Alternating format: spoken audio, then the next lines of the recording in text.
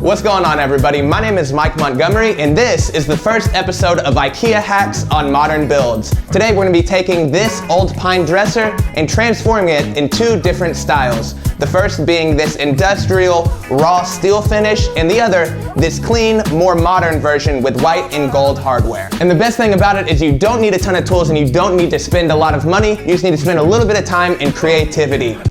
Roll the intro.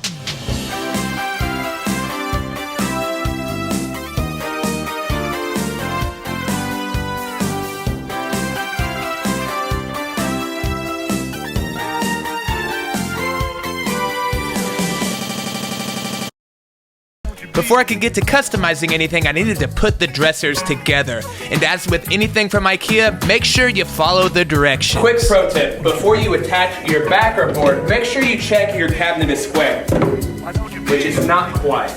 Because if your cabinet's not square, then your drawers aren't gonna be square, which means things aren't gonna line up right.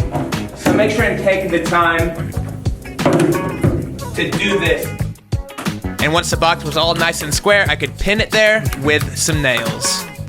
Overall, I would say I was a little skeptical about what the dressers would look like and how sturdy they would be, but once I got this one together, it was sturdy and it was pine, but it was good. Before I put any stain on this dresser, I want to distress it a little bit, make it look a little bit rougher, a little more industrial. So I think to start, I'm gonna use some screws. Chisels. I added a coat of light stain, that way it would soak into all of those scratches and give it a little bit more contrast. This is called Ipswich Pine. I'll have links for everything down in the description. So this is 1.5" by 1.5" angle iron. Now you can pick this stuff up at Home Depot, but it's a lot cheaper if you go to a metal supplier. Not only will most places cut it to length for you, which saves a lot of time, but you can save some money and some headache. If you are gonna buy and cut it yourself, you're gonna need a metal cutting jigsaw blade. And anytime you're cutting metal, whether it's with a jigsaw or you're drilling holes, make sure and use some sort of cutting oil. That way the cut stays lubricated, cooled, and cleared of debris. After my 3 holes were drilled, I came back with a countersink to make sure my screw head set below the surface of the metal. I first saw this cabinet pull idea in a tiny house build that Anna White did. She used angle aluminum for kitchen cabinet drawer pulls. I'll leave a link to that video down in the description, along with a video by the channel Wood Brew in which they made them too. So this video is brought to you by my friends at Industrial by Design. They make all kinds of table legs, barn door hardware, all kinds of accessories for DIY projects. For these dressers though, I'm gonna be using a set of 6-inch raw steel hairpin legs, and I'm super excited about it. For the more industrial dresser, I'm gonna be putting on a clear coat just to keep them from rusting, but on the more mid-century dresser, I'm gonna be painting them gold to match the hardware. That's what's really awesome about hairpin legs or metal legs in general. You don't have to keep them the way they are. You can customize them to fit whatever your style is. So if you haven't already, go down to that link in the description and check out Industrial by Design's website so you can see all of the products that they make. And the awesome thing is that everything ships through Amazon. So you can order these legs on Amazon Prime and get them in about 2 days, which is really awesome. On that note, I'm gonna leave another link down in the description to get a 1-month free trial of Amazon Prime. So one more huge thanks to Industrial by Design. Make sure and go check them out on Instagram. Give them some love. They always share a lot of cool customer photos. So if you build anything with their products, make sure and tag them in it. That way they can share it with their audience too. Now let's get building. The last step I needed to do was shorten the middle support to the same length as the hairpin legs, and after that was screwed in, that dresser was complete. I really love the mixture of all of the raw steel and this lightly distressed wood. It's a really cool combination and it definitely elevates it from the original one. But now, let's go to the white and gold dresser. So the secret to getting a good paint job is to use a high-density foam roller. Don't use a brush, you'll get brush marks. With this, you'll get a little bit of roller marks, but just sand with 220 grit between each coat. After 4 coats or so, we added some Minwax polyacrylic to protect the paint job.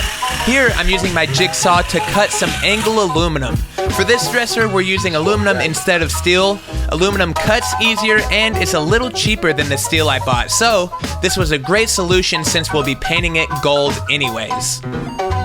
After a couple coats of polyacrylic to protect it, we could attach the handles to the drawers the same way as on the industrial dresser. For the first option on this dresser, I added a couple coats of special walnut stain to the stock base. This gave a really cool look with some really nice contrast. I think it would look great if you had light floors or concrete floors, something other than dark wood floors.